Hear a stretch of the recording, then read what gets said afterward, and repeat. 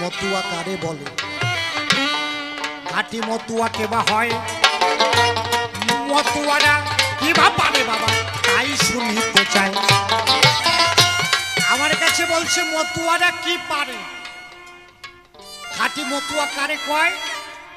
মতুয়ার মাহাত্ম্য কি শুনবে? মতুয়ার মাহাত্ম্য কি আমি একটা কথার ভিতর দিয়ে বুঝাচ্ছি। মতুয়ার মূল মাহাত্ম্য, মূল সত্য যদি কেউ জানিতে পারে, বারে বারে আসতে হয় না তার এই মায়ার জগৎ পরে। তার আর বারবার এই মায়ার জগতে আসতে হয় না যদি কেউ মতুয়া হয়। একটা ঘটনা দিয়ে বুঝাচ্ছি আপনাদের। মতুয়ারা কি পারে ছোট্ট করে এই ঘটনার ভিতরে আপনারা বুঝতে পারবেন। দক্ষিণেতে গোপাল সাধু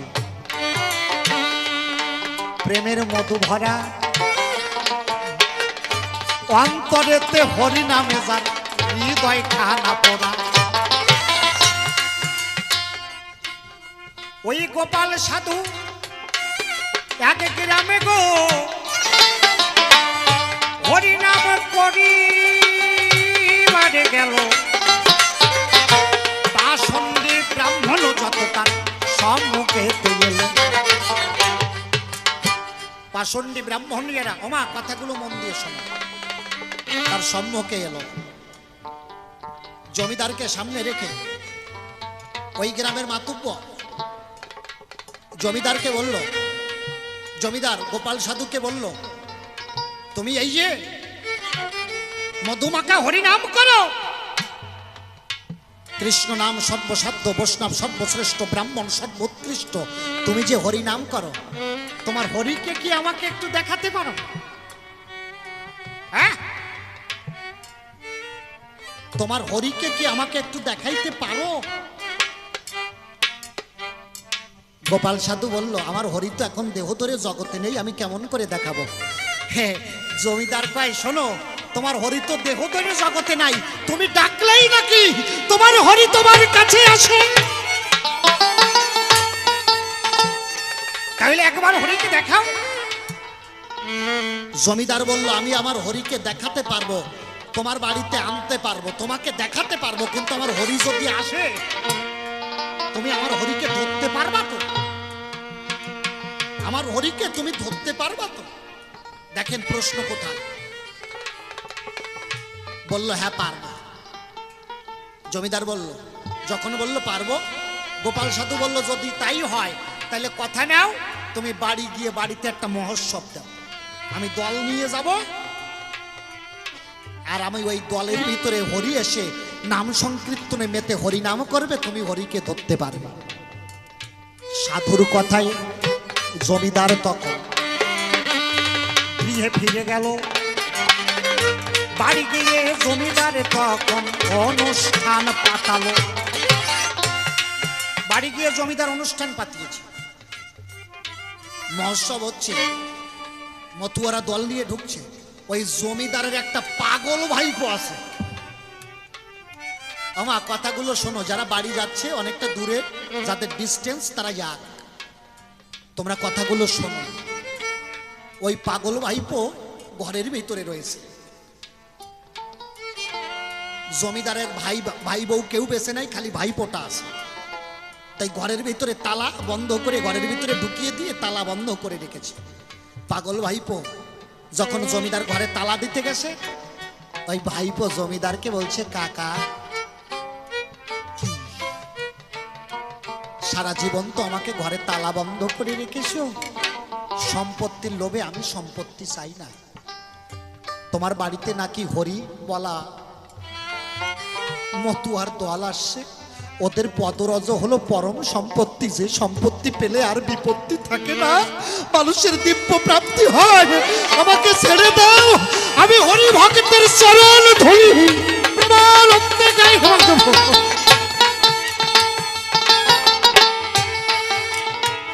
আমাকে একবার ছেড়ে দাও। জমিদার কয়, এ পাগল চুপ কর, ভাইপো বলছে কাকা ছেড়ে দাও না গো। না না, তোকে ছাড়া যাবে না। ছাড়বে না? না। জমিদার ঘরের দুই দিক দিয়ে দরজা বন্ধ করে তালা দিয়ে দিল, দিয়ে চাবিটা নিজের কাছে রাখলো। এমন সময় গোপাল সাধু দল নিয়ে ঢুকেছে। জয়ের ডাঙ্কা নামের নিশান, মতুয়ার দল চলে বদল ভরে, মতুয়া গানে সব হরি হরি বলে। হা হরি চাঁদ হা গুরু চাঁদ বলিয়া তারে গো, দেখো নামের বাবা তুলিল। অদ্ভুত এক ঘটনা তখন তথায় ঘটিয়া গেল। তথায় এক অদ্ভুত ঘটনা ঘটে গেল। কি এক অদ্ভুত ঘটনা! জমিদার দেখে যে ভাইপোকে, যে পাগলকে ঘরের ভিতরে তালা বন্ধ করে রেখেছিল, সেই পাগল এসে গোপাল সাধুর ওই দলের সঙ্গে, মহোৎসবের যে দল, ওই দলের সঙ্গে দুই বাহু তুলে প্রেমানন্দে হরিনাম করছে। গোপাল সাধু বলছে, ঠাকুর জগতে সকল কিছু হোক, যেন তোমার নামের কলঙ্ক না হয়। তুমি করুণা করে এই কীর্তন বাজে এসো, প্রেমানন্দে দয়া হয়। জমিদার অবাক হয়ে গেল। ঘরের দুই দিকে দরজা বন্ধ, চাবি আমার কাছে, তাহলে পাগল বাইরে আসলো কি করে? জমিদার স্ত্রীকে কে বলল, তুমি কি ঘরের দরজা খুলে দিয়েছো? বলল, চাবি তো তোমার কাছে, আমি দরজা খুলবো কি করি? জমিদারের স্ত্রী বলছে, চাবি তো তোমার কাছে।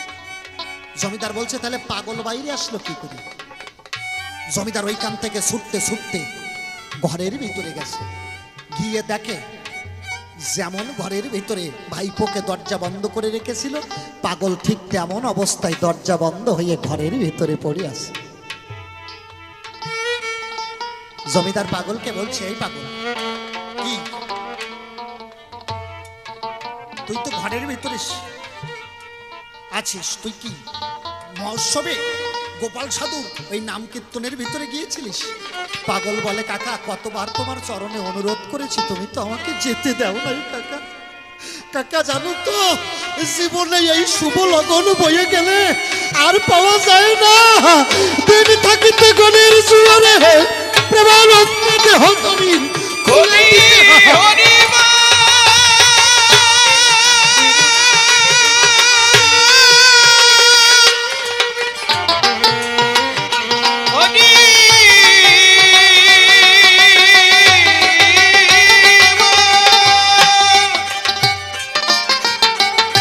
জমিদার ছুটতে ছুটতে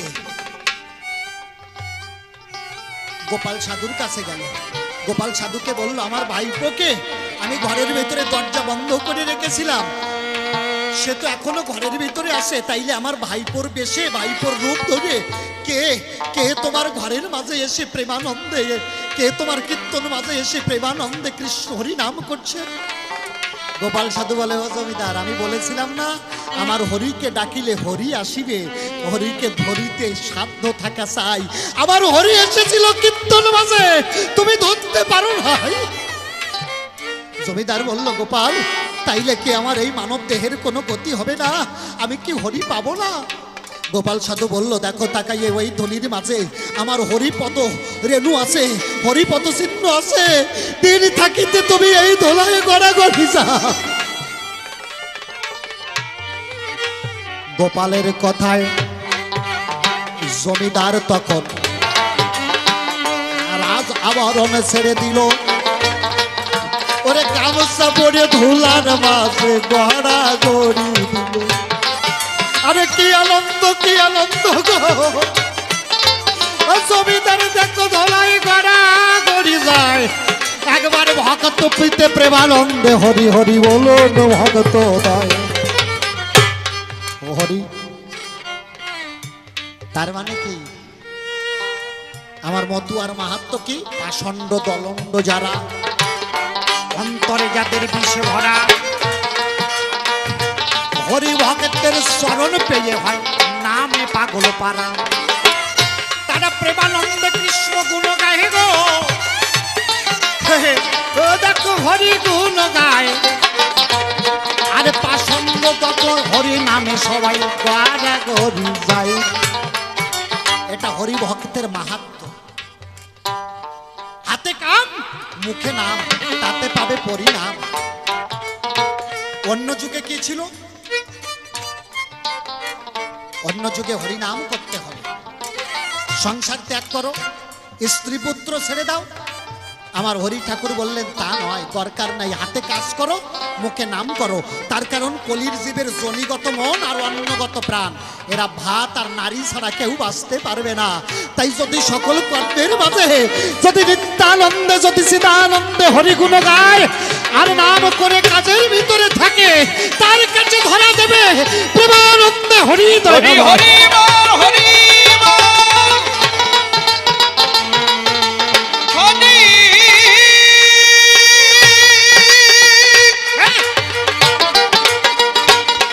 হরি হরি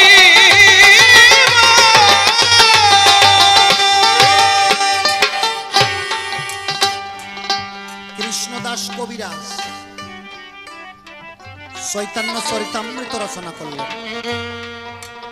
সনাতন শিক্ষায় মহাপ্রভু বললেন, জীবে দয়া নামের রুচি বৈষ্ণব সেবন, ইহা ছাড়া ধর্ম নাই শোনো সনাতন। এইবার সেই মহাপ্রভু দেখলেন জগতে তো সবাই বৈষ্ণব হতে পারে না। কি বাবা? সবাই খাঁটি মতুয়া হতে পারে না, সবাই খাঁটি বৈষ্ণব হতে পারে না। কেন? কলির জীব, আমাদের মন ভালো নয়, আমরা পাপে ভরা। তাই সেই গৌর হরি হরি হয়ে আসলেন। কেন? যে অন্তরে আছে ভাবো, এইবার পাপি তাপি যারা আছে, আমি প্রেমানন্দে সকলকে হরি বলা বানাইয়ে আমি নামের বাদাম দিয়ে এই বিশ্ব জগতে সমস্ত পতিতকে উদ্ধার করে যাব, আর পতিত রাখবো না। এটার জন্য হরি ঠাকুর জগতে আসলেন। হরিলীলা বাবা, হরিলীলায় কোনো ভণ্ডামি নাই। শাস্ত্রে বলছে, গুরু যদি করে পতিতালয় গমন, সে গুরু পতিত পাবন। আর মতুয়ার বাজারে এসে বলছে, গুরু যদি করে পতিতালয় গমন, তৎক্ষণাৎ সেই গুরুর সান্নিধ্য করো বর্জন। আমার কথা বোঝা যাচ্ছে বা? আচ্ছা, আপনারা যারা যাবেন, দুই একজন যারা বসে আছেন তারা থাকেন, যারা উঠে যাচ্ছেন বারবার ওদের দিকে তাকানোর দরকার নাই। মা, কলিতে এইগুলো নাই। অন্য অন্য যুগে ছিল, অন্য অন্য লীলায় ছিল, গুরু যদি করে পতিতালয় গমন, তথাপি গুরু পতিত পাবন। আর বৈষ্ণব লীলায় এইটা আছে, কিন্তু মতুয়া লীলায় নাই। মতুয়া লীলায় কি বলছে? গুরু যদি করে পতিতালয় গমন, তথাপি সেই গুরু করবর্জন। কেন? ওই গুরু যদি মরে যায়, গুরু পরের জন্মে ভেক হয়ে জন্মাবে, মানে ব্যাং হবে, কুয়োর ব্যাং। গুরু হবে কুয়োর ব্যাং, আর এই যে শিষ্য কটা ওই গুরুর চরণাশ্রয় করবে, সেই কয়টা হবে সাইটু। আমার কথা বোঝা যাচ্ছে? আমার কথা কি বোঝা যায়? জমিদার বাড়ি দেখো পুকুর খনন হতে ছিল, জমিদারের কর্মচারী মাটি কাটিতে লাগিল। জমিদারের যারা কর্মচারী ছিল তারা মাটি কাটছে, মাটি কাটতে কাটতে 6 হাত নিচে। বাবা, মাটি কাটতে কাটতে একটা মানুষ 3.5 হাত, 6 হাত নিচে দেখে বিশাল বড় পুকুর কাটছে, তার নিচে বিশাল বড় এক ভেগ ব্যাং, বিশাল আকৃতি, চোখগুলো বড় বড়, দেখলেই ভয় লাগে, আর গায়ে সাইড হয়ে রয়েছে। সাইড যারা কাজ করছিল মাটির কাজ, তারা জমিদারকে বলল, জমিদার বাবু, জীবনে এই রকম অলৌকিক ঘটনা দেখি নাই। কি বলছে? 1 হাত মাটি চাপা দিলে পরে ব্যাং বাসে না, আর 6 হাত মাটির তলায় এত বড় ব্যাং থাকলো কি কায়দায়? 6 হাত মাটির তলায় এত বড় ব্যাং থাকে কোন কায়দায়? এই আশ্চর্য ব্যাপার। 1 হাত মাটি চাপা দিলে ব্যাং মরে যায়, আর 6 হাত মাটির তলায় এই ব্যাং বাইছে আছে কোন কায়দায়? আর এর গায়ে চাইটো কেন? জমিদার কয় এই রহস্য তোমরা উদ্ঘাটন করতে পারবে না। পারবে কে? জমিদার পরম বৈষ্ণব। জমিদার বলল যদি কেউ পারে সে আর কেউ নয়, তোমরা জয়পুরে যাও, একমাত্র তারক রসনা পারে এর রহস্য উদ্ঘাটন করতে। বামুন যারা ছিল তারা কয় আমরা বামুন পুজো করি, আমাকে চরণের গুলি হবে না। কয় না, তোমরা ব্রাহ্মণ, তোমরা পৈতের জুড়ে ব্রাহ্মণ হয়েছ, কিন্তু প্রকৃত তোমাদের মন বৈষ্ণব হয় নাই, প্রকৃতভাবে তোমরা বৈরাগী হতে পারো না। বৈরাগী কারে কয়? বৈরাগী লিখতে গেলে 3টে অক্ষর লাগে, বয়ইকার, রয়াকার, বয়দের, তাই তো? তাহলে বৈরাগী কারে কয়? বয়ইকারে কি হয়? বৈকারে বৈভবন আস্তি বেদাদের সক্রিয়াহীন বাসনাতে ব্রজনাথায় বৈকারস্য লক্ষণ। রা, রয়াকারে রা, রাজকার্য পরিত্যাজ্য রাগানুগা হরিপদে রাধা কৃষ্ণে সদা ভক্তি রাকারস্য লক্ষণ। গিরিবরধারী কৃষ্ণ তৎসবর্ণ নিরন্তরম গীতবাদ্য প্রবর্তক অঙ্গীকারস্য লক্ষণম।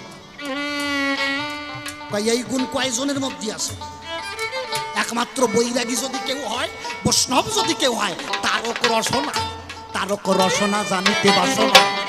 আমার কথা লবে তারকের কাছে তোমরা এখন বটে যাবো। তোমরা তারকের কাছে যাও, তারকই বলতে পারে। সবাই মিলে তারকের কাছে গেল, বলল তারক কর্তা আমরা এক অদ্ভুত জিনিস পেয়েছি, 6 হাত মাটির নিচে এক ব্যাং আছে, তার গায়ে সাইটু হয়ে রয়েছে, এর রহস্য উদ্ঘাটন করতে হবে। তারক কর্তা বলল আমি কি পারবো? বলল হ্যাঁ, তুমি একমাত্র বৈষ্ণব, তুমি পারবে। সকলের অনুরোধে তারক কর্তা গেল, গিয়ে দেখে বিশাল আকৃতি এক ব্যাং। তারক কর্তা বলছে শোনো, আমি যদি সত্য কথা কই তাইলে এই জায়গায় যারা ব্রাহ্মণ আছে, যারা বৈরাগী আছে, আমার উপরে রাগিয়ে যাবে। কয় কেন? বললো এর একটা এই ব্যাং যে কি জানো? বললো কি? তারক কর্তা কয় পূর্ব জন্মে এই ব্যাং ছিল একজন গুরু গোসাই, কিন্তু সে ছিল ভণ্ড। পরনারী দ্বার গ্রহণ করা, নিজের শিষ্যা কন্যার সাথে শৃঙ্গার করা, পরনারীর রস আস্বাদন করা, এই ছিল ওর কাজ। এই পরনারী দ্বার গ্রহণ আকাম করিয়ে বেড়াইছে, কপট ছিল, তাই ওই শালা মরিয়ে ব্যাং হইছে।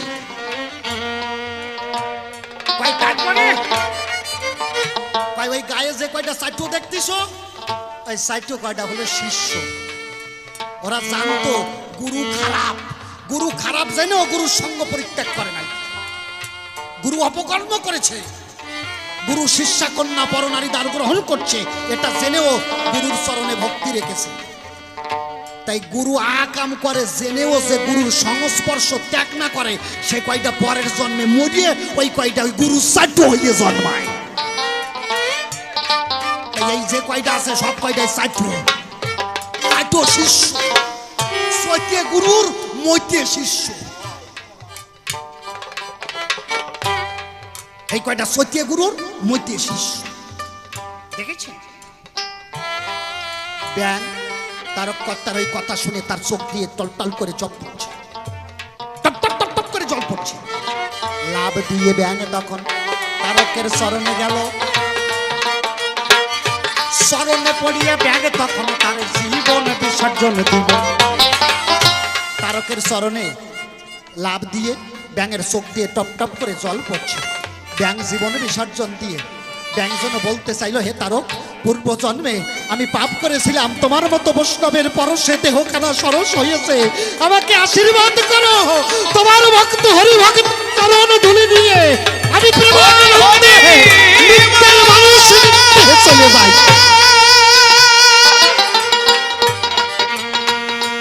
হরি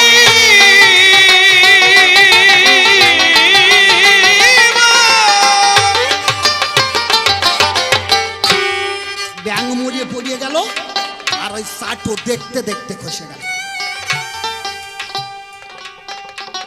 তাই তো মতুয়ার বাজারে কোলে তলি তোমার গান। আমার কথা লবে দিন থাকিতে পরাণ ভরে তুমি সাধু সঙ্গ করিবে।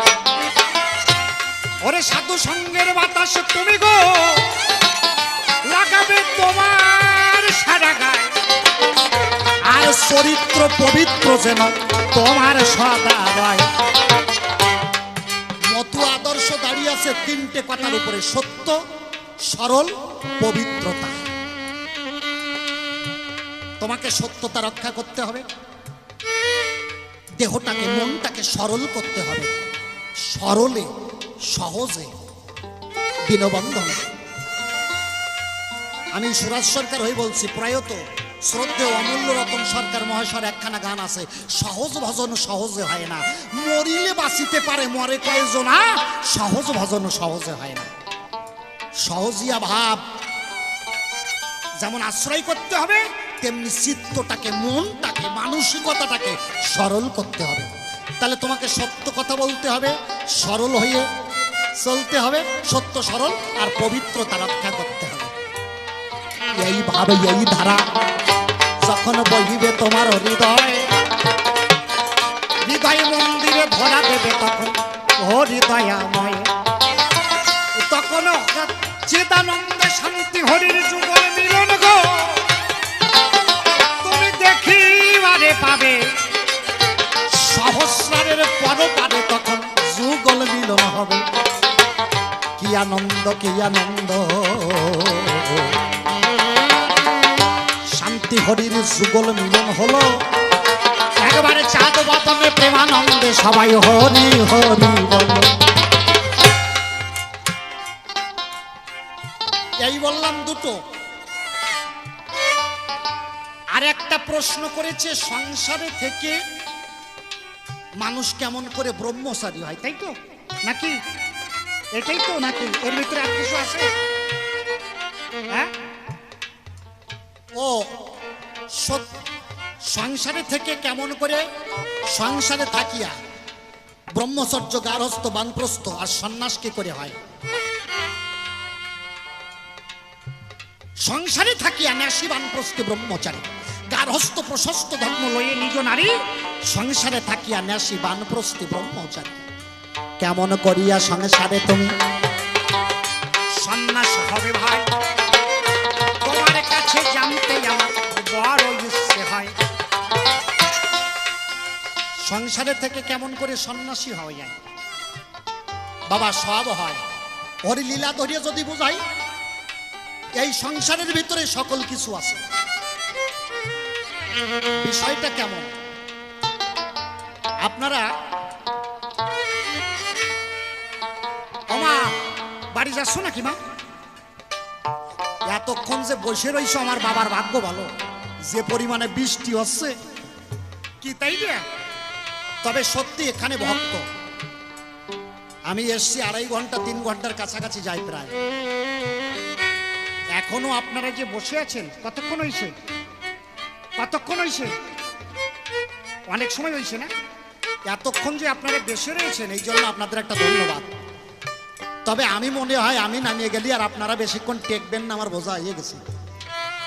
কি থাকবেন তো আপনারা নাকি? এখনো তো গান হবে। সংসারে থেকে সবকিছু হবে।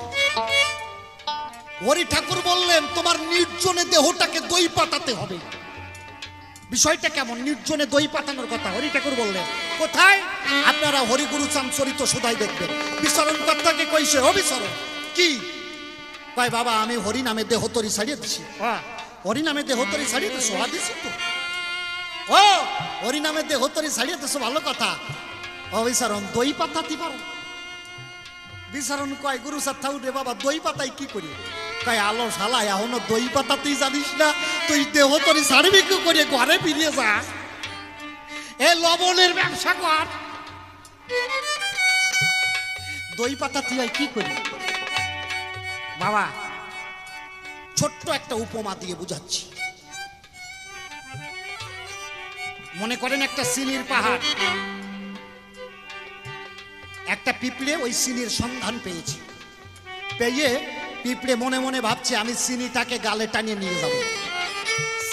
ও মনে মনে একটা পিঁপড়ে চিনির পাহাড় হতে, চিনির কারখানা হতে কতটা চিনি নিতে পারবে? বড় জোর 2 দানা চিনি, তাই তো? মনে করেন একটা চিনির পাহাড়, একটা পিঁপড়ে ওই চিনির পাহাড় হইতে কতটা চিনি নিয়ে যেতে পারে? 1 দানা থেকে 2 দানা, তাই তো? তার বেশি কিন্তু পিঁপড়ে পারবে না। পারবে নাকি? তোমরা কি কও পারবে? হ্যাঁ হ্যাঁ, পারবে না। মনে মনে ভাবে পাহাড় ধরে নিয়ে যাব, চিনির কারখানা ধরে টানিয়ে নিয়ে যাব, 2 দানার বেশি আর নিতে পারবে না। তেমনি হরি হলো আমার প্রেমধন, মূল লক্ষ্য, মূল ধন। আর কেউ যদি ভাবে যে আমি হরির সম্পদ ধরিয়ে সব লুটে নিয়ে আসবো, কারোর দ্বারা সম্ভব না। তবে কি করা যায়? পিঁপড়ে যেমন চিনির পাহাড় ধরে টানিয়ে নিয়ে যেতে পারে না, কিন্তু পিঁপড়ে ইচ্ছা করলে ওই পাহাড়ে সর্বদা থাকতে পারে, যে আমি আর সঞ্চয় করব না, চিনি টানিয়ে নিয়ে আর গর্তে ঢুকাবো না, তার কারণ আমি 2 দানার বেশি চিনি নিতে পারবো না। কিন্তু আমি যদি ইচ্ছা করি আর গর্তে ফিরে না গিয়ে সারা জীবনে এই পাহাড়ের কাছে থাকবো, আর প্রেমানন্দে আমি এই মিষ্টি আস্বাদন করব। আমি এই মিষ্টতা আস্বাদন করব। জীব ঠিক তদরূপ, যদি ভাবে হরিকে টানিয়ে কাছে এনে হরির প্রেম রস আস্বাদন করব, পারবে না। কিন্তু ইচ্ছা করলে জীব হরিমুখ হয়ে হরির শ্রীপাদ আশ্রিত থাকলে সর্বদা হরি প্রেম রস আস্বাদন করতে পারে। বোঝা যাচ্ছে কথাটা? তাই বিচরণ কর্তাকে বললো দেহখানাকে, আমা কথাগুলো মন দিয়ে শোনো, কতক্ষণ গাবো তার কোনো ঠিক নেই। বিচারণ কর্তাকে বললো দই পাতাতে পারো? বলে না বাবা, দই পাতা আমি কিরম? গুরুচাঁদ ঠাকুর দেখেন প্র্যাকটিক্যালি শিক্ষা দিচ্ছে। গুরুচাঁদ ঠাকুর বললেন, শোন, যদি কেউ দুধ জ্বালায়, দুধ জ্বালাইয়ে দই পাতায়, ওই দইটা যদি ঘরের সামনে সমস্ত লোকের সামনে ওই দইয়ের হাঁড়িটা রাখা হয়, তাইলে কি হবে? তোর ছেলে এসে একটু দইয়ের হাঁড়িটাই নাড়া দেবে, দেবে কিনা? যে বাবা দই পাতাইছে, আমি একটু দেখি দইটা কিরাম হয়েছে, দেবে কিনা? নাড়া দেবে তো। মা এসে ভাববে ছেলে দই পাতাইছে, আমি একটু নাড়াই, সে একটু জাকা দেবে। বাবা এসে ভাববে ছেলে দই পাতাইছে, সে এসে একটু ওই দইয়ের হাঁড়িটায় ঝাঁকা দেবে। তাইলে কি হবে? সবাই ঝাঁকাঝাঁকি করলি পরে ওই দইয়ের হাঁড়িতে দই কাটে নষ্ট হয়ে যাবে, দই হইতে আর মাখন হবে না। তাহলে কি করতে হবে? যদি তোমার দই পাতাতে হয়, তাহলে দুধ ভালো করে জ্বালাইয়ে দইয়ের হাঁড়িটাকে তোমার নির্জনে রাখতে হবে, যেখানে কোনো লোকজন নাই। যদি নির্জনে রাখা হয়, যখন দই পাতবে, যখন প্রকৃতভাবে দই হয়ে যাবে, দই হয়ে যাওয়ার পরে কি করবে? ওই দইকে মন্থন করতে হবে। দইকে যদি ভালোভাবে মন্থন করা হয়, তাহলে জলটুক বেরোয় যাবে আর দই দিয়ে মাখন উঠবে। আর সেই মাখন কি হয়? সেই মাখন জলের উপর দিয়ে ভাসে বেড়ায়। তখন যতই ঝাঁকাও না কেন, আর কাটে যাওয়ার, নষ্ট হওয়ার ভয় থাকে না। তেমনি যদি তোমাকে শিক্ষা করতে হয়, এই সংসারে তুমি থাকবা, কিন্তু নির্জনে কিছুদিন তোমার সাধনা করতে হবে। যদি তুমি সংসারের ভিতরে থাকো, বউ এসে কবে শাড়ি দাও, বাবা এসে কবে লুঙ্গি দাও, ছেলে এসে কবে বাইক দাও, সবাই ঝাঁকাঝাঁকিতে তোমার প্রেম ভক্তি নষ্ট হয়ে যাবে। তুমি সংসারে থাকবে, কিন্তু তোমার হৃদয়টা যেন নির্জনে থাকে। তোমার মন, তোমার ভক্তি তুমি নির্জনে রাখবে। নির্জনে রেখে, নির্জনে যদি প্রতিদিন 1 মিনিট করে সাধনা করতে পারো, যখন সর্বদা হরিনাম আনতে তোমার চোখের জল ঝরবে, তখন যতই ঝাঁকাঝাঁকি করুক এই দেহ নষ্ট হবে না। তুমি প্রেমানন্দে শান্তি হরির যুগল মিলন দেখতে পাবে।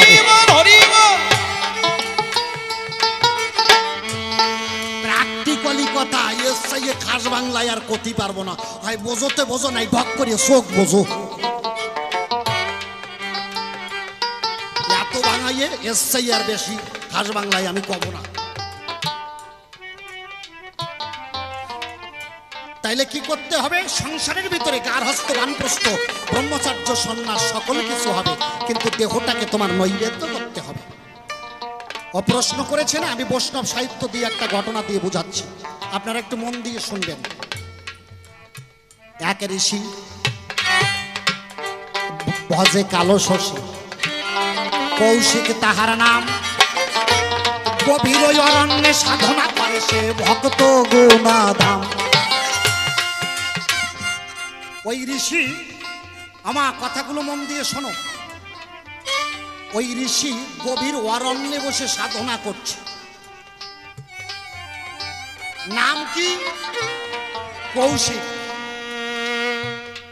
বোঝা যাচ্ছে? কৌশিক ঋষি এখন এক বট গাছতলায় বসে সাধনা করে। বট গাছতলা, ওই বট গাছের থেকে একটা বক পাখি,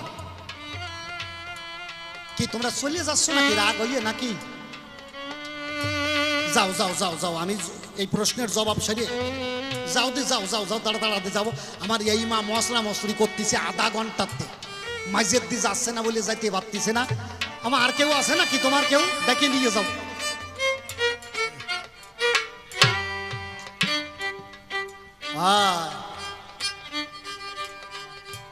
যাও যাও যাও যাও যাও যাও যাও, তাই আমি যাব মাঝের তীরে থইয়ে যাব, ওইটারে নাঙলে করে বাতাইয়ে নিয়ে যাব। বর্ষাটা ছড়িয়ে গেলি আর পাবো না। এ বাবা,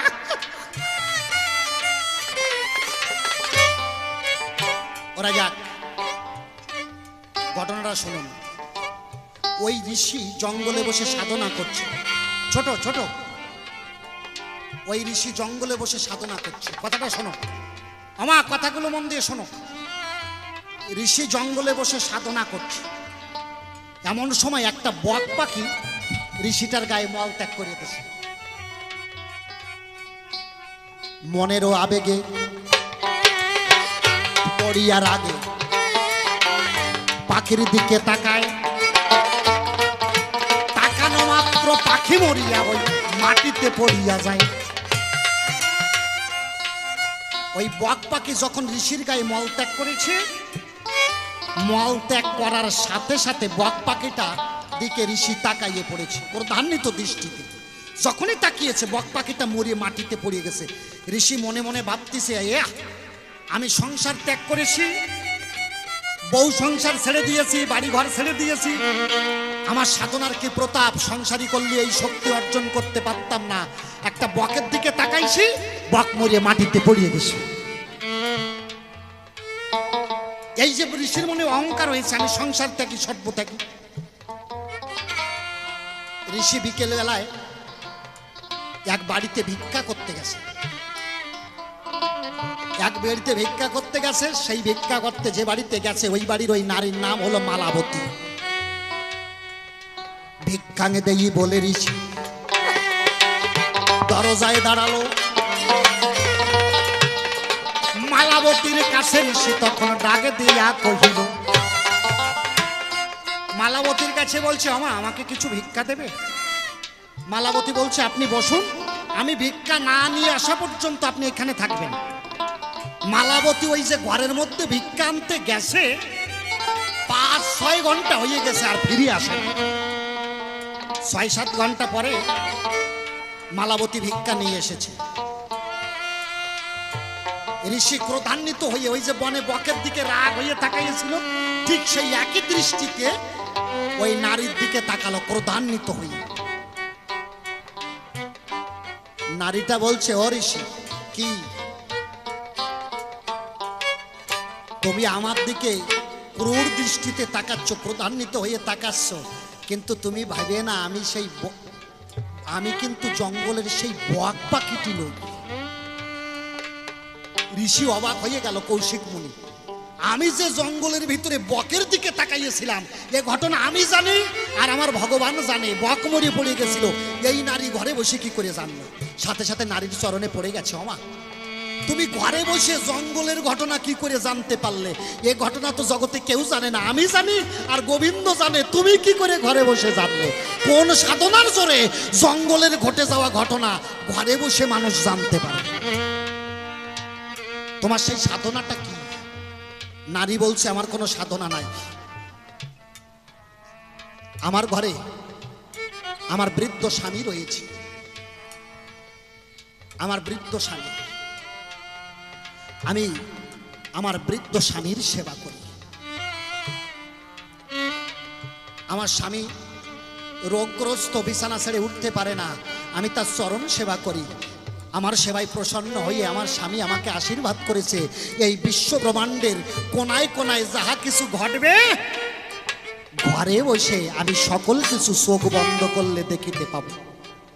আমি আমার স্বামীর চরণ সেবার গুণে আর স্বামীর আশীর্বাদের জোরে জঙ্গলের ঘটে যাওয়া ঘটনা আমি ঘরে বসে বলতে পারি।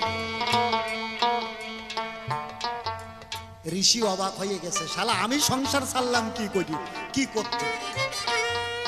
যদি স্বামীর চরণ সেবা করে জঙ্গলের ঘটে যাওয়া ঘটনা ঘরে বসে কোনো মানুষ জানতে পারে, তাহলে আর সংসার ছাড়ার দরকার নাই। সতীর কাছে পতি ইষ্ট, সর্বশাস্ত্রে কয় পতির আশীর্বাদের জোরে সতী নারী ঘরে বসে জঙ্গলের খবর ঘরে বসে পায়। এটা স্বামীর চরণ সেবার গুণে হয়, কেউ যদি পতিব্রতা মহাসতী হয়। এই জন্য মতুয়া ধর্মে বলছে একে অপরের স্বামী নারীকে পতিব্রতা হতে হবে আর পতিকে সতীব্রতী হতে হবে। একে অপরের পরিপূরক হবে, চরিত্র নষ্ট হবে না। যখন একে অপরের ভজন পথের সহায়ক হবে, তখন প্রেমানন্দে সে শান্তি হরির যুগল মিলন দেখতে পাবে। কৌশিক মুনি বলল, মা তাহলে এক কাজ করো, আমারে একটু ধর্ম কথা শোনাও। হ্যাঁ, মালাবতী কয় আমার অত টাইম নাই, যদি ধর্ম কথা শুনতে হয় তুমি মিথিলায় চলে যাও, একজন ব্যাদ আছে ধর্ম ব্যাদ, সেই তোমাকে ধর্ম কথা শোনাবে। ওইখান থেকে কৌশিক মুনি চলে গেল মিথিলায়। মিথিলার বাজারে বাজারে কৌশিক মুনি ধর্মব্যাদকে খোঁজ করছে, কিন্তু কেউ ধর্মব্যাদকে চেনে না। দেখবেন কারোর যদি টাকা থাকে তাইলে লোকে বলে কালীপদ বাবু, আর যদি টাকা না থাকে তাহলে কালু কালু কইয়ে ডাকে, তাই না বাবা? এ কালু ওই দিকে আয়। টাকা থাকলে কালীপদ বাবু, আর না থাকলে কালু। ঠিক তদরূপ অবস্থা। ওই মাংস বিক্রি করে লোকে ওরে কেউ ধর্মব্যাদ বলে জানে না, সবাই ধামু ধামু কইয়ে ডাকে।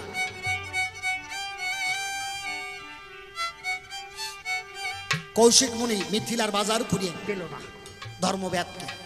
একটা মাংসের দোকানের সামনে গিয়ে দাঁড়িয়েছে, একজন মাংস বিক্রেতা বলছে, কৌশিক মুনি আমার কাছে এসো। কৌশিক মুনি অবাক হয়ে গেল,